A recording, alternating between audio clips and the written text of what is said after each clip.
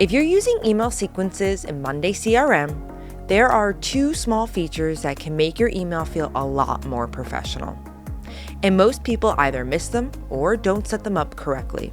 In this video, I'm going to show you how to set up these two new features. Inside sequences, you're building automated email cadences.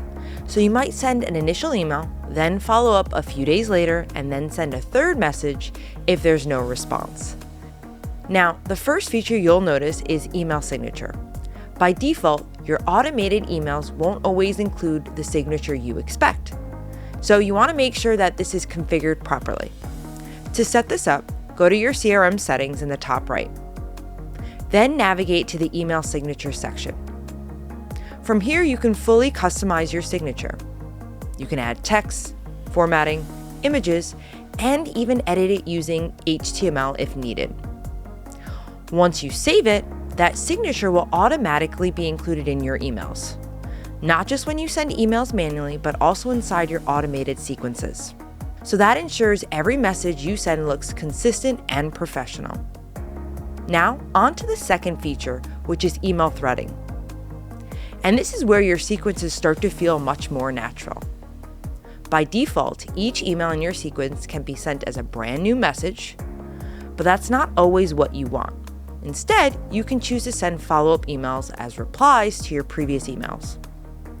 So for an example, your second email can be sent as a reply to your first email, and your third email can be sent as a reply to your second email, which means everything stays inside one conversation thread. Now, one important thing to keep in mind, your first email can't be threaded because it starts the conversation, but every email after that can be configured to reply within the thread. And you control this directly inside each email step. You'll see a threading option where you can choose whether the email should be sent as a reply or as a new message. And you can mix and match this.